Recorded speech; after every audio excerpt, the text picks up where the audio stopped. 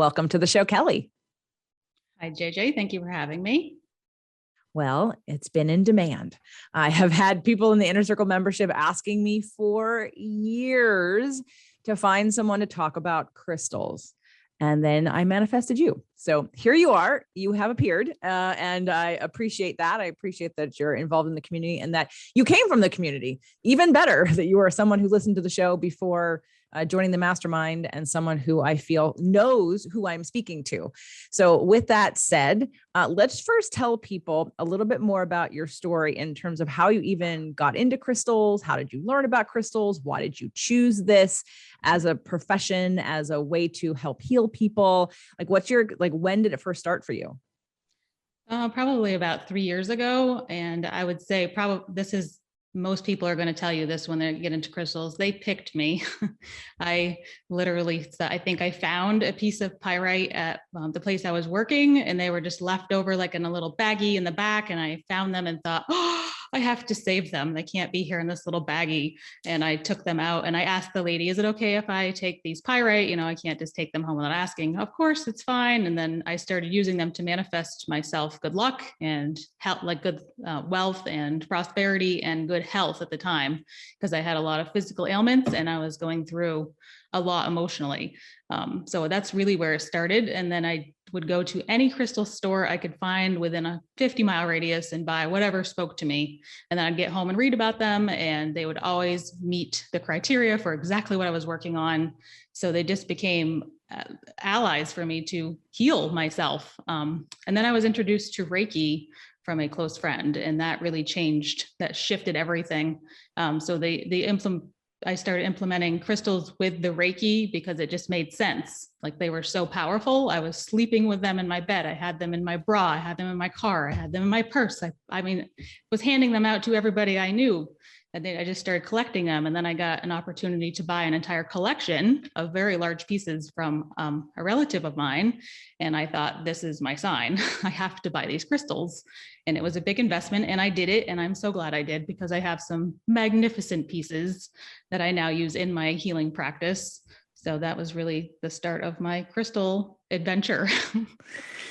I love it. And I love crystals, and I'm always fascinated. I bought my first little crystal book, and I, had sessions with you, and you helped choose some for me. And I'm wearing a bunch of crystals on my, I used to go to a little shop nearby. Actually, they were one of the sponsors for the very first Releasing Weighs You Down. And what I loved about the shop is that you could go in and make your own bracelets. And so they provided the crystals and then the meanings of them. And then you could put like a little charm, and they provided the meanings of those. And that became how I made Christmas presents for people. And I would go in and I would check out, and I'd find the colors and the meanings and what they did and what they provided for people. And I'd feel into like, what does that person need?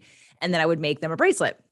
And made one for Doug. And, as you know, and then of course I bought everybody one from Wish Beads for the mastermind. And then this was a gift from Lisa, right? Yeah. Right. So I love them too. And I know I feel better. So let's talk about the power of crystals and people that don't think they're just rocks. Talk about the frequency of a crystal. Why does it work? How does it work? What do you do with it? Everybody wants to know all these things. So let's just start with what's the first thing that you want them to know about a crystal. And let's use one as an example. So, I have some with me, and if you're listening to this podcast, know that Kelly and I have also recorded a video, jjflazanes.tv, where you can actually see these crystals. But we're going to give you a way for you to get a cheat sheet from her, because even after I bought some from Kelly, I'm like, what was that one again? When we're learning these things, we need to have a visual to remind us what they are, to put the pieces together, especially in that little book. I'm thinking that little book should have been organized in colors. How do I don't know the name of it. So if it was organized in colors, I could find the piece faster than alphabetical order. So let's talk about, I have here a rose quartz. Talk about okay, so what does it do? So rose quartz is known for being a stone of love. It has one of the largest frequencies for the heart center. So if you're craving love, if there's any reason why you are lacking in love, rose quartz is always something we're drawn to. Children especially are drawn to rose quartz because children are so loving and so open with their heart. And that's just one of the stones that little girls in particular always go towards. And anybody that has a wounded inner child especially will want rose quartz, and keeping it like in your space, just keeping it in your space will spread love very easily into the room. It's just a beautiful, very soft vibration to it. It's not one of the higher vibrational stones in my opinion, but it's very soft and gentle and just easy to work with. And that's probably why most of us are attracted to it very quickly in the beginning. I have an entire bracelet with it on. I added it to this bracelet. And then I actually had in years past, when I was single, I actually found a company that made, it's just the same company that I went to, I think, for this one. They made jewelry, and it was a rose quartz necklace. And it was to help manifest, self-love as well as love from others. And I have a whole bunch of their necklaces that I'm not wearing right now. But I just want to talk about, how do you know, or how does one determine if they need a crystal? I mean, does everybody need crystals? If you are drawn to them, then absolutely. If it's something that it piques your interest, then yes, like you'll know if you go into a crystal store, if you are attracted to them or repelled by them. Most of us are attracted to them. If we're any type of spiritual connection for any of us, then we want crystals, but not everybody has that. My husband, he thinks they're nice to look at, but he has no desire to have, to touch them or do anything. He just is not connected that way. So just depends on who you are. Anybody, mostly like empaths especially, love the energy of crystals because we're so sensitive to every energy there is out there, and crystals have a lot of energy. They have a very big personality on their own.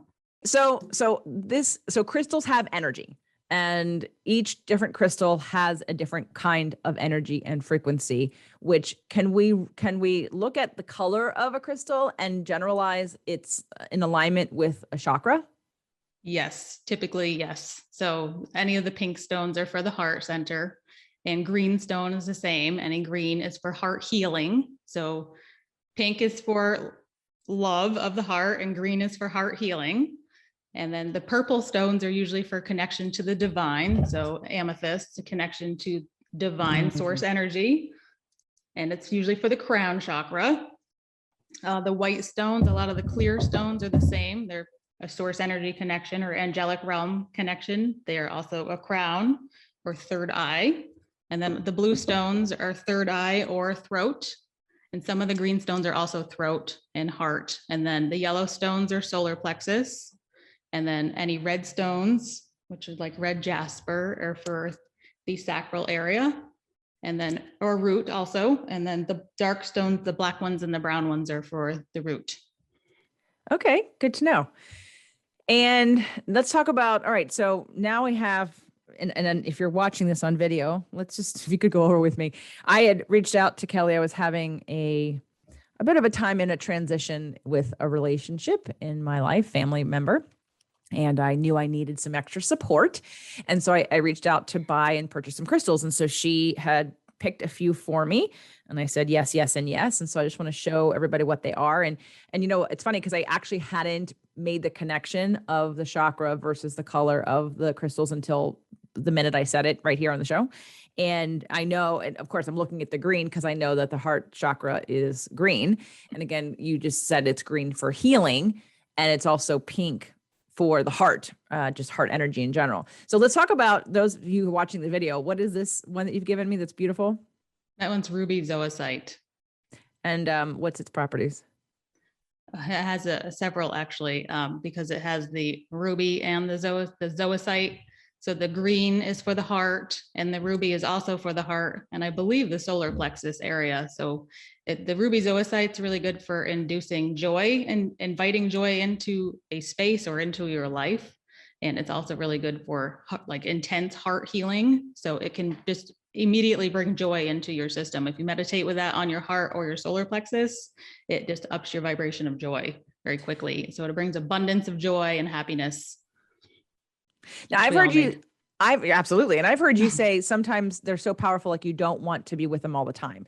So with this stone, so that's another thing to keep in mind, everybody. If you have crystals, some of them are meant to be used probably in specific times, and some of them you want to wear or have on your person, and some of them may be too powerful to have near you. So what is this one? What do I do with this? that one you can have near you all the time. You can have that in your living room, in your bedroom, anywhere in your office, like near you, just in a space. It'll make anybody happy that comes into that room. Just instantly brings joy. Okay. I want to go over two more. This one. Okay, that's malachite. Malachite is specifically for heart healing. So it is a profound heart healing crystal. And that's why I say don't keep that one like it near you in your bedroom, because it's just so intense. So you can meditate with that on your heart if you need heart healing, and only use it for meditation. Like I would not keep that in a space near me, because for me, it's very intense. I actually get a little bit repelled by malachite. It almost makes me nauseous. Where would I put it in when I'm not meditating with it? Like in a room that you don't spend a lot of time in, or in a cabinet. Wow. Okay. All right. I'm gonna try. I'm gonna see. I mean, I'm gonna meditate with it, but I'm gonna see where like I'm gonna feel into where I think it would be best. And then there was one more that I purchased at that time from you. What is this one? That one's a ruby fuchsite. And it's a little lighter green, and I see some speckles of like pink in it. Yeah, so ruby fuchsite is also for the heart, and it's really good for like past life work. And it also is really good for releasing any negative emotions that are held up in any negative thought like processes that you have that repeat themselves, especially if they've repeated in this lifetime or past lifetimes. It's really good to help clear that. So it's a great past life karmic debt release crystal. That's what I've used it for. I think it's has a nice soft energy to it. And is this okay to keep near me a lot? Yep. Okay, great. Going on my new stand-up desk. Excellent. All right. One of the things that I loved about Kelly is so Kelly joined the Inner Circle Mastermind, and in one of our very first calls, it might even have been the introductory call at the end of last year, I think I might have pulled out a crystal, which Kelly then corrected me in terms of what it was. There were two of them, actually. There was one that was a citrine, or I thought it was a citrine, and you told me that was actually dyed quartz, correct? No, it would be heat treated amethyst. Oh, heat treated amethyst. Oh, let's talk about that. So when someone has a crystal and they don't know any, I bought it at a crystal shop, or I bought it somewhere where this is what they were telling me that it was, and you're telling me it's not actually what it is. First of all, why would they do that? And do they know? Well, okay, this is a big controversy in the industry, and yes, they know. Citrine's not easy to get a hold of. It only comes from a couple places in the world, and it's very rare, and it's extremely expensive. So citrine and before it didn't used to be this way. It used to be a little more prolific, and it wasn't expensive, and people loved it. It has a beautiful, joyful presence to it. It's this nice solar plexus crystal, and it manifests luck in a very quick way. So everybody wants it. It's a great crystal, but they stopped being able to get it. So they came up with another solution. They found out if you heat treat amethyst, it looks like citrine. So they started selling that because it's a lot cheaper and it's a lot easier to get a hold of. Amethyst is prolific in a lot of parts of the world. So they would just take the undergraded amethyst that they couldn't sell as nice pieces, and they would heat treat it and sell it as citrine. And I'm not sure when this started. Maybe I can't even say, like, I have no idea when this started. I only came into this industry 3 years ago. And for me, I'm very, I like things to be very black and white. I'm a very honest person, and it irks me when I find these things out. But I've talked to many people in the field and who sell crystals. That's what they've been doing for a long time. And they're like, hey, this is the way it is. You're never going to change it. So you're going to have to just get over it and sell what you want to sell, or tell people what you want to tell them. But so that's what happened with citrine and a few other things too. There are definitely dyed crystals out there. And just knowing what you're looking for, and the more you get into it, the more you know what's authentic and what's not. And trusting your crystal dealer is a really big deal. So if you go into a crystal store and you see something that you know is not what it is, like a dyed howlite, they could sell that as turquoise, and turquoise is very expensive. And if they're selling dyed howlite as turquoise, they're making a significant amount of money on something that's very common, that's just dyed. So if you figure that out, and don't go back there, find yourself a crystal dealer or a supplier who you trust, and only purchase from that one person. And I know that may not be possible for everybody, but that's really what I can suggest to make sure. Of course it is. You can buy from Kelly. So Goodbye for me. you can buy from Kelly. So that's problem solved. And one of those things, besides that, what I thought was citrine, which is really heat treated amethyst, was also our the selenite.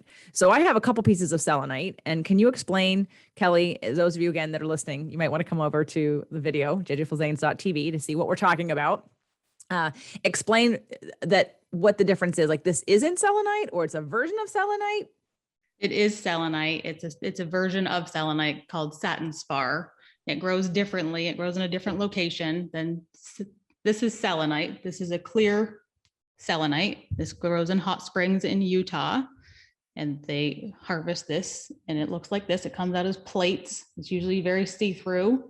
It has a very different vibrational state to it. So it's very, very, very high in vibration. And if you put it on your chest, it literally connects you to source energy immediately. Like, it has a direct connection to source energy in the angelic realms, and it will clear your system very, very, very quick. So any negative energy you have in there just completely unstagnates it and takes care of it. And then source energy comes flooding down into the system. The satin spar is really good for clearing. So if you wanted to clear, like I'm clearing negative energy, but it doesn't charge. So it doesn't like have that charging property to it. So I put crystals on top of this. So I used this red jasper in my healing practice because it's nice and flat and it sits really well on the stomach area. And I charge it overnight.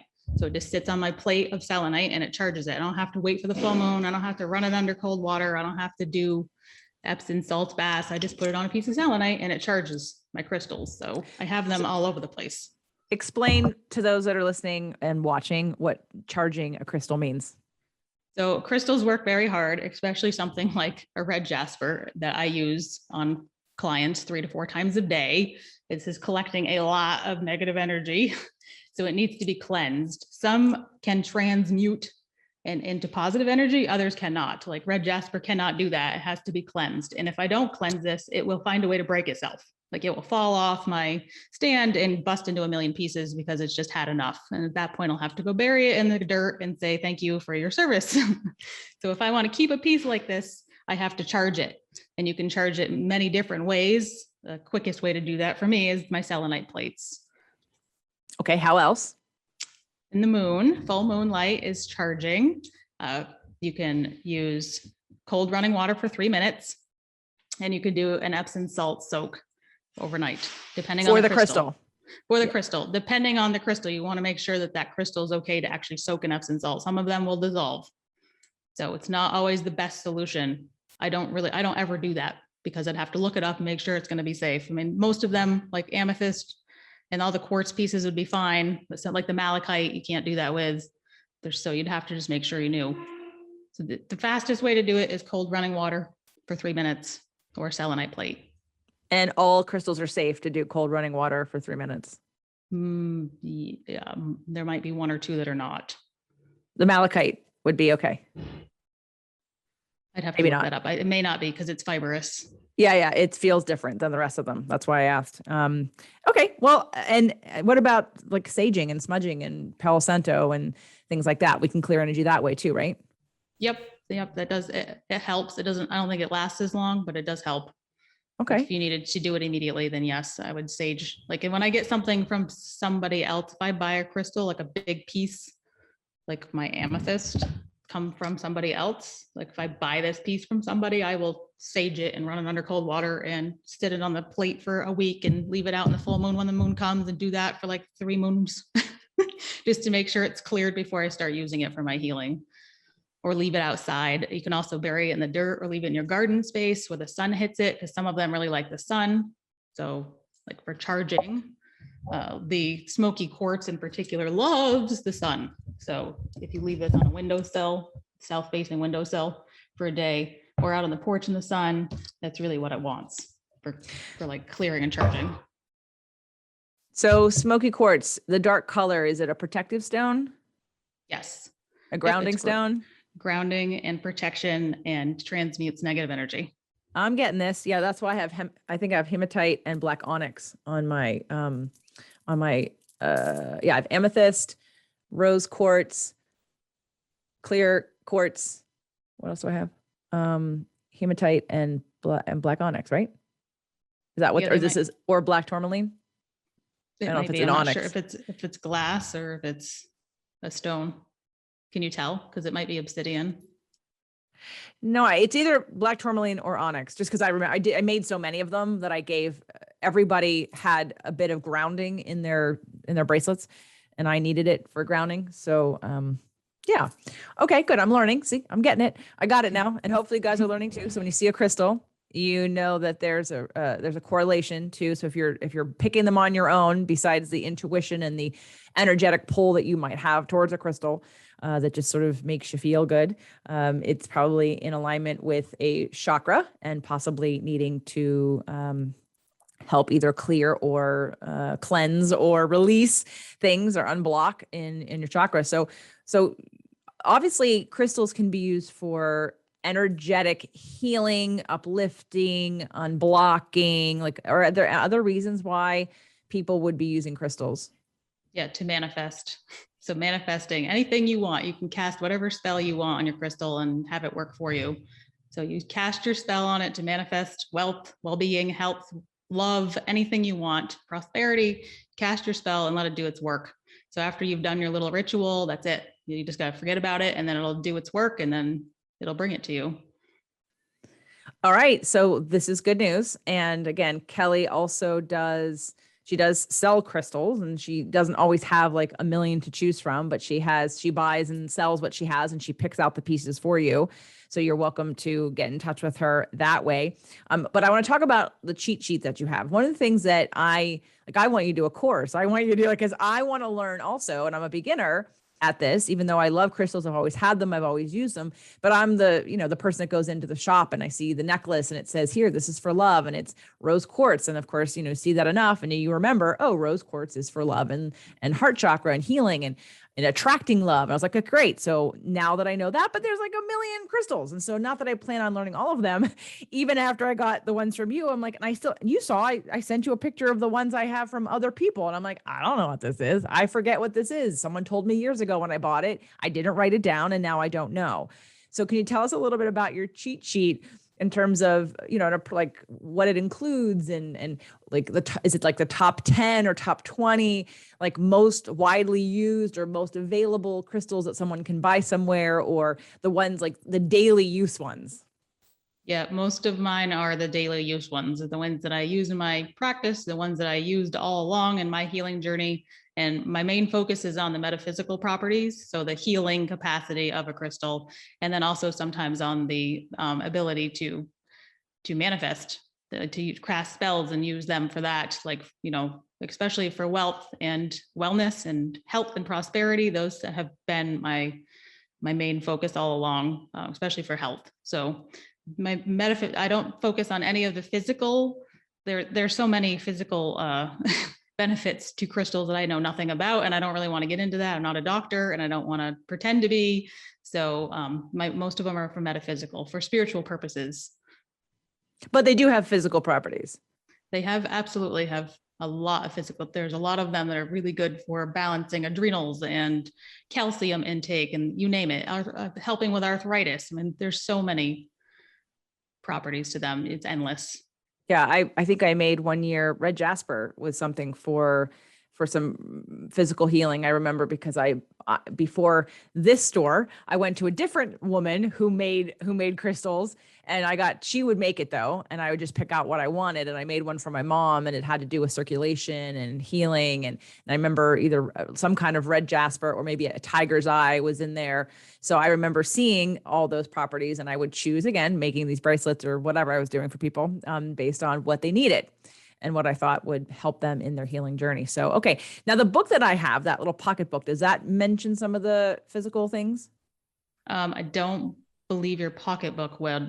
The full-size version of that book does. So that pocketbook that you have is not really for beginners. It's a great book.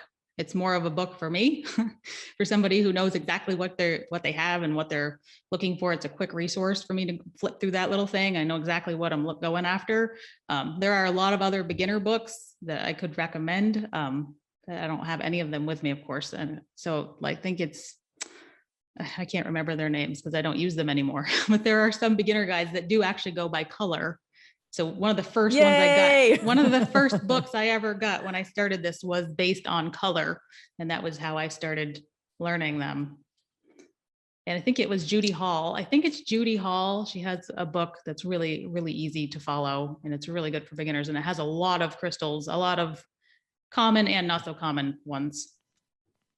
Okay. Well, I'm going to have to get that book just because I have all these crystals that I can't flip through that book and look at every single page. I just want to flip to a color and look through just the colors. That would be so much easier. But even if you don't, want to get that deep in, you can just reach out to Kelly. So let's talk about some of the things that Kelly does and what she offers. There is this cheat sheet that are the top. What do you think? How many do you think approximately? You don't have to tell an exact number that are on the cheat sheet. Probably 20. Okay, the top 20 daily use crystals for metaphysical, spiritual, and manifestation reasons. Yes? Yep. Okay, cool. Exactly. And there'll be a picture of the crystal, so you'll know the color of it, and then the description, what it does, and then will you say any more about like what to do with it or not what to do with it, or is it just what the properties are? What the properties are. There's many different variations you can use them for. Yeah, probably endless possibilities when it comes to meditating or where to put it or where to carry it or yeah, sort of like cooking, right? And diet. It's like, you can take a couple different ingredients and use different amounts of them in different ways for different reasons. So think of crystals like that, like how you're planning meals in terms of what you're using and when and why and all that good stuff. So, and you absolutely can learn more from Kelly. So not only does she have the cheat sheet that she can offer, she's also going to start doing, I believe, a regular, whether it be once a month, every 6 weeks, whatever, crystals with Kelly, like free crystal class, right? That you'll have on Zoom, and you can come and learn about different crystals and what they're good for and ask questions, and it'll be completely free, a way for you to sort of pick Kelly's brain once a month and come on in. And I don't know if she's going to do any kind of Reiki in there, but Kelly does Reiki, and she does that with people one-on-one and might start to dabble in some of that with the group. But if you're interested in learning more, because there's a lot to learn, and this one show is not going to be like the end for you with crystals. So now Kelly, everyone, and you can follow Kelly on all of her social media channels. You can go to crystalswithkelly.com and download the cheat sheet and sign up for her free crystal class that she'll do once a month. And you can, do you have any idea about how you're going to structure the class in terms of, can they bring their crystals and ask questions? Or are you going to showcase a crystal or two each month? Yeah, I'll probably showcase one crystal a month and then bring different variations of it and ask the people come with their crystals if they have questions about them. I can identify what they are, most of them online, and then tell you what you could use them for and what their properties are. And then you just open it up to questions, because I'd like to just kind of wing it. That's how I roll. I don't really like to do structured. It's not really my thing. I find it more fun when there's interaction and we all can just ask what we want to ask and learn what we want to learn along the way, and then have it evolve into what it needs to be. Well, I'll be there with all my crystals because I still have like 5 that I still don't know what they are. Although there is a crystal shop here where I bought them and I probably could just go there and like take them. Oh, that requires me leaving the house. So bring your crystals and just double check, because I didn't know this wasn't the most powerful selenite. I didn't realize. I was told that I could use this to charge. And so now you're saying it's not as powerful as the one that you showed. So now I won't expect this to do the charging for me, which is good to know. So you probably will not find the clear selenite in regular shops. It's not readily available. It's going to come from specialty places. And you probably hear the same argument from all of those shops that, yes, it is selenite, and people are just picking things apart. Like it's so controversial. So it's like a battle you may not want to enter with the shop owner, because they are selling what they have access to. Well, just like with anything, I mean, I was thinking about the jewelry industry years ago. My aunt-in-law, she's no longer married to my uncle, but when I was young, I would go to stores with her. She was making Swarovski crystal like stuff. Like we would put the crystals on clothing, on jackets. In fact, I still have one of my jackets that's really beaded with all these different crystals. So we would go to different shops, and I remember learning from jewelry stores and different gem owners who were selling to her and buying from her that, like, for instance, an emerald or a ruby, like you're not going to find a real emerald or a ruby anymore. And back then, that was over 20 years ago, it was probably closer to 30 years ago. Even then, that's when they started doing those dye treated synthetic. So I learned very early, like in my teens, what a synthetic ruby and a synthetic what else? Sapphire and a synthetic emerald. Like I have emeralds and they're real.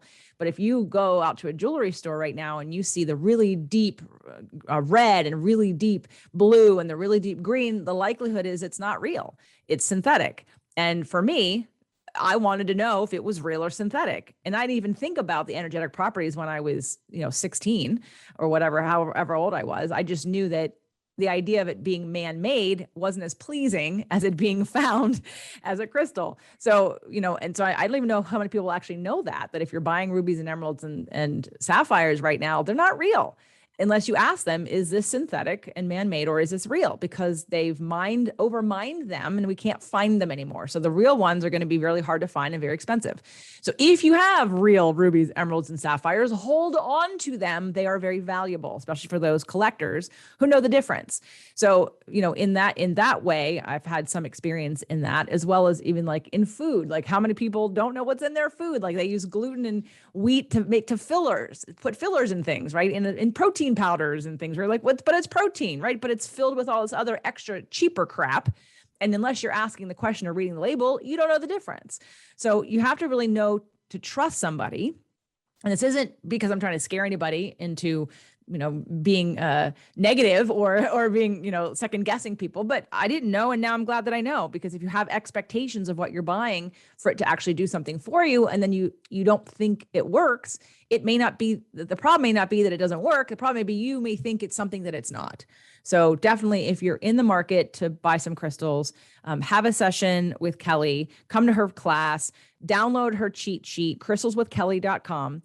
And make sure to, follow her on her Instagram. The link will be in the show notes, and on her Facebook page and whatever she's doing. And then come to the free class once a month to ask her the questions, because you don't want to waste money and time on things that you're expecting to do what it can't do, because it's not what was sold to you. And unfortunately, it is part of business, and it's what's out there in every industry, right? Yes, absolutely. I'm also offering a new service to intuitively pick a crystal for somebody. So like a one-on-one service that we could do a 15-minute Zoom call, and I could tell you exactly what crystals that you need and make recommendations and tell you how to use them and what to do with them exactly. So I do offer that as a service as well. Awesome. So let's talk about your business a little bit. Since Kelly's in the Inner Circle Mastermind, talk about that. Talk about starting your business. Talk about your business and where you are and what you're offering and what you're doing and your calling in the world to step into who you really are. So I quit my job, which was a full-time position as a gardener. I was very happy there. It was a really good job, but it was not my zone of genius. So my zone of genius is absolutely the Reiki and the crystals and angelic messaging. So I receive messages from angels, from my clients' angels in particular, about their journey and what they need in their next steps. So I started getting this calling to do this about 6 months before I joined the Inner Circle, and it just wasn't going away. I thought I could ride it out, and maybe I could get to the end of this season, and maybe I'd have some money saved and enough to get me through 6 months if I needed to do that. And that didn't end up happening. The springtime rolled around and I just couldn't stay anymore. And I just had this urge to leave that job and to step into this role of helping people on their healing journeys. So I did that. I took the leap of faith, and I would definitely say it's because of the mastermind and the Inner Circle and all the encouragement I've received from all the friends I've made in that, and the feeling of confidence that I could do it, and knowing that if I did it, that it would all work out. And it has so far worked out. So I am doing well. I have a beautiful new studio that I just came into last Thursday. So I've only been here a total of 4 days now. And it's been amazing. It's perfect. Exactly what I needed to do was just get into my own space as opposed to subletting from somebody else, so I could infuse it with all of my love and light and all my crystals. And I brought all my crystal stuff down here. So it's all out of my house now, which is really nice. It's a big load off my husband and myself, because it was taking over my entire life. And I'm attracting more people that are like-minded and building a community. And I'm going to be hosting my first in-person class in my studio this Saturday with the kids, which I'm really looking forward to. So we're going to make mojo bags, and they're going to pick a little spirit animal and color it, and then pick some crystals and some herbs and put it in their little mojo bag and cast their spell on it. And they can take it home and put it under their pillow if they want sweet dreams, or hang it above their door if they want for good luck, or whatever they want to do with it. I'll make suggestions for that. So I'm really looking forward to having people in my space and building my community even more. So it's been it's been an amazing, absolutely amazing journey. And yeah, I'm very blessed. Tell people where to find you on Instagram and on Facebook. Okay. So my Instagram is Let Them Shine Crystals, and my Facebook is Let Them Shine Healing Hands and Crystals. And again, both links will be in the show notes. Yep. And my website is letthemshinecrystals.com. But to get the free download of the cheat sheet, as well as to sign up for her class, you're going to go to crystalswithkelly.com. And that's how you're going to find out that information, so you can get more time with Kelly. And again, look on her website. Like she said, she has another offering, something on the menu item you can purchase, which is to that intuitive crystal choosing, which she's extremely intuitive and very talented and very gifted. So please, if you feel at all called or inspired, make sure to be in touch. Go to crystalswithkelly.com and just connect there first, and go follow her on Instagram. I know crystal people, and I hope you guys know and feel that I don't just bring on anybody onto the show. And I have someone who's very successful at crystals. I've been to many of her events, and I did not feel she was the right fit for many reasons. It took me a while to uncover why. And then I finally got it. I was like, oh, that's why. Like, there was a disconnect for me. And so when Kelly applied for the mastermind last year, and I was like, oh my God, I've been looking for you. I need you. Everyone has been asking about crystals, and I've yet to do a show over all of these years about crystals, and it's so needed. And again, it's such a wide topic that while we could have Kelly back on a lot, I really have encouraged her to start this sort of once a month free crystal class, because there are so many crystals, and it could go on and on and on. She's got enough content to last her 20 years. So make sure to follow her, see what she's doing, get involved, hire her, buy a crystal from her, ask her questions, come to the free class, go to crystalswithkelly.com. So that way you can get that cheat sheet. I'm going to be the first one to get it because I need it. And if you're going to get some crystals, I definitely recommend that you check with Kelly first and either buy them from her or hire her to help you pick which ones to buy and from where. So Kelly, thank you so much for being on the show and for helping to educate people about crystals and the power of crystals and why to use them and how to sort of intuitively pick them for themselves, meaning like the colors, and if they just feel good, like just make it real simple. And like, if it feels good, like it's calling to you, listen to the calling and do it. Are there any last words of wisdom, advice, or thoughts that you want to share with people? Yes, crystals are all about intentions. So it's about you putting your energy into them and programming them for whatever it is you are working on. So as soon as you get your crystal, make love to it. Just give it all of your attention and all your focus, and program it to whatever your intentions you have, and it will do it for you. And just having that trust that it's going to deliver what you've asked it for. Awesome. Thanks, Kelly, for being here. You're welcome. Thank you for having me.